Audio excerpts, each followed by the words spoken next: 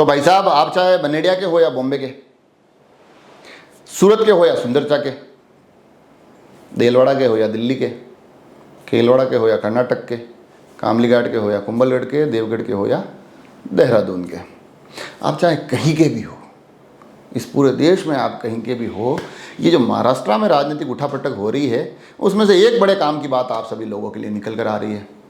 जी हाँ, आपको लग रहा होगा कि महाराष्ट्र में जो पूरा राजनीतिक उठापटक चल रही है वो वहाँ की राजनीति का मामला है, मगर नहीं, वहाँ से एक गुरु ज्ञान आपके लिए निकल के आ रहा है। और उस गुरु ज्ञान को आज के इस एपिसोड में आप तक पहुँचाऊँ उससे पहले थोड़ा सा हमको वहाँ के राजनीतिक उठापटक को समझना होगा कि जब चुनाव होने वाले थे, 2019 के चुनाव होने वाले थे, चुनाव से पहले जो गठबंधन बने, तो एनसीपी और कांग्रेस उस वक्त एक दूसरे के साथ गठबंधन थे, एक दूसरे के साथ हाथ से हाथ मिलाकर गाने गा रहे थे, भैया तेरे जैसा यार कहाँ कहाँ ऐसा याराना। उधर भाजपा और शिवसेना एक गठबंधन में थे, वो दोनों एक दूसरे के साथ बिल्कुल बाहों में बाहें डालकर गीत गा रहे थे, हम बने तुम बने एक दूसरे के लिए, उसको कसम लगे जो बिछड़ कर एक पल भी जिए। मगर इस पूरे दौर में दोनों एक दूसरे को लगातार गालियां दे रहे होते हैं, शिवसेना और भाजपा, एनसीपी कांग्रेस को गालियां दे रहे होते हैं, एनसीपी कांग्रेस भाजपा और शिवसेना को गालियां दे रही होती है। मगर जैसे ही चुनाव होता है, चुनाव के परिणामों के बाद पता चलता है कि शिवसेना और भारतीय जनता पार्टी की सरकार बन रही है, जनता ने उनको बहुमत दे दिया है, और यहाँ से शुरू होती है राजनीतिक उठापटक, यहाँ से शुरू होता है आपका आज का ज्ञान। क्योंकि शिवसेना कहती है भैया मुख्यमंत्री तो हम बनाएंगे, भाजपा कहती सीटें हमारे पास ज़्यादा है, मुख्यमंत्री तो हमारा ही बनेगा। ये लड़ाई झगड़ा चलता है, शिवसेना नाराज हो जाती है, शिवसेना आखिर में एक दिन भाजपा को आकर कहती है अच्छा चलता हूँ, दुआओं में याद रखना, ये कहते हुए निकल पड़ती है शिवसेना। भाजपा कोशिश करती है उसको मनाने की, नहीं मानती है, और आखिर में मन में सोच कर जब भाजपा को पता चलता है कि अब अपनी सरकार बन नहीं रही है, तो शिवसेना को सिर्फ इतना ही कह पाती है कि तूने दिल मेरा तोड़ा, कहीं काना छोड़ा, शिवसेना बेवफा। हालांकि वो शिवसेना तब तक पहुंच चुकी होती है महाविकास अघाड़ी तक, और वो कांग्रेस और वो एनसीपी, अब राजनीति के अब रंग देखिएगा कि वो कांग्रेस और एनसीपी जो लगातार शिवसेना को गालियां दे रही होती है, वो अब उसके लिए बढ़िया बढ़िया बातें बोलते हुए बड़े खुले दिल से गीत गा रही होती है, बहारो फूल बरसाओ मेरा महबूब आया है। और शिवसेना चली जाती है महाविकास अघाड़ी के खेमे में। अब मामला कुछ ऐसा हो जाता है गालियों का कि शिवसेना भाजपा को गालियां दे रही होती है, भाजपा शिवसेना एनसीपी कांग्रेस को गालियां दे रही होती है, और कुल मिलाकर ये गालियों का हेर फेर हो जाता है। जो भाजपा और शिवसेना के गठबंधन थे अब एक दूसरे को गालियां दे रहे थे क्योंकि मामला सत्ता का था। मुख्यमंत्री उद्धव ठाकरे बन जाते हैं महाविकास अघाड़ी। जो शिवसेना और कांग्रेस एनसीपी एक दूसरे के खिलाफ चुनाव लड़े थे, अब साथ मिलकर सरकार चला रहे हैं, मगर अचानक क्या पता क्या होता है, शिवसेना के एकनाथ शिंदे को एक रात अचानक क्या पता क्या जचती है, अपने कुछ साथियों को कहते हैं अब लौट चले, और उठकर आकर लौट चलते हैं भाजपा की तरफ। भाजपा उनका बड़े खुले दिल से स्वागत करती है, हालांकि शिवसेना पहले तो उनको मनाने की कोशिश करती है, बड़ी मान मनवार करती है, एकनाथ शिंदे को बोलती है कि ए मेरे दोस्त हो सके तो लौट के आ जा। मगर जब वो दोस्त लौट के नहीं आता है तो फिर आखिर में शिवसेना को ये गीत गाना ही पड़ता है कि अच्छा सिला दिया तूने मेरे प्यार का, यार नहीं लूट लिया घर यार का।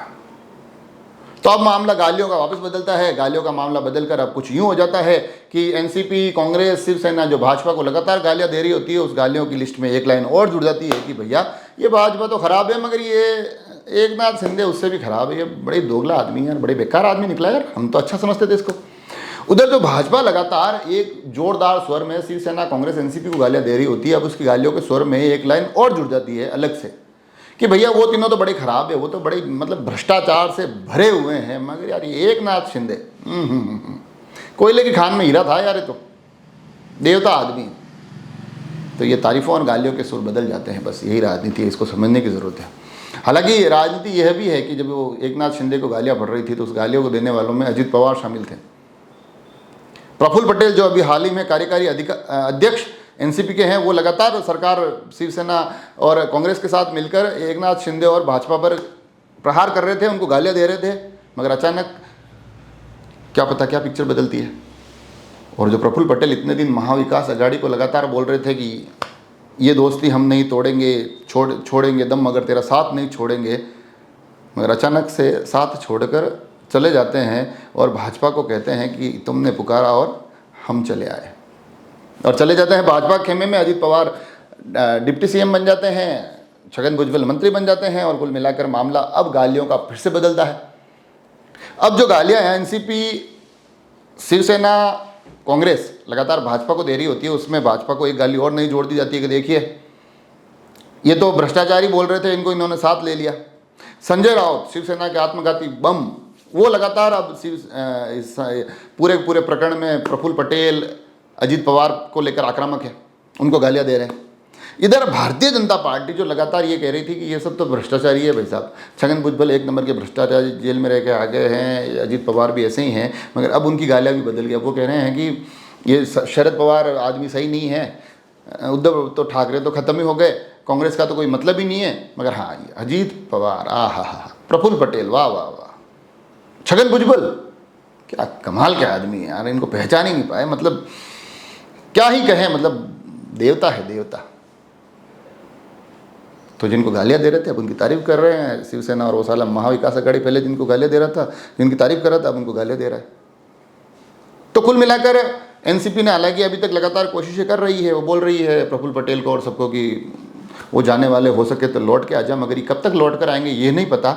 मगर ये तय है कि महाराष्ट्र की सरकार के इस कार्यकाल में जितने भी दल वहाँ पर है, चाहे वो फिर भाजपा है, कांग्रेस है, एनसीपी है, शिवसेना है, सभी ने कभी ना कभी शासन किया है, सभी कभी ना कभी सत्ता के केंद्र में रही है। और मज़े की बात ये देखिए कि गठबंधन जिस प्रकार के हुए हैं, उन्होंने जो ये बार बार नेता बोलता है ना, विचारधारा की लड़ाई, जनता के हक के लिए लड़ रहे हैं, वो सारी की सारी बातें वहाँ धरी की धरी रह गई।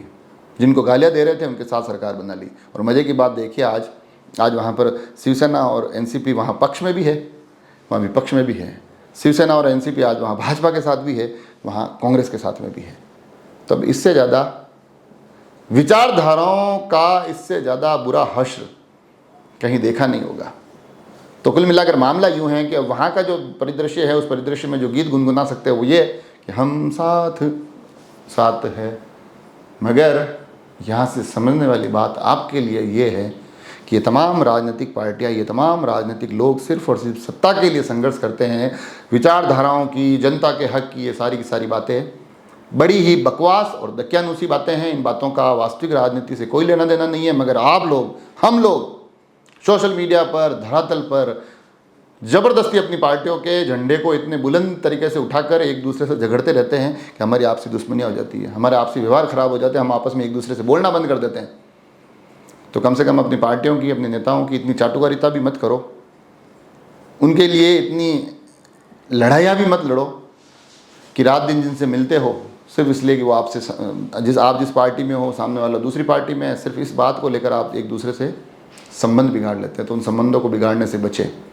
इस महाराष्ट्र का जो प्रकरण है, इस प्रकरण की पूरी बारीकियों को समझेंगे तो आपको बड़े अच्छे से पता चल जाएगा कि ये सिर्फ राजनीति, एक सत्ता का खेल है।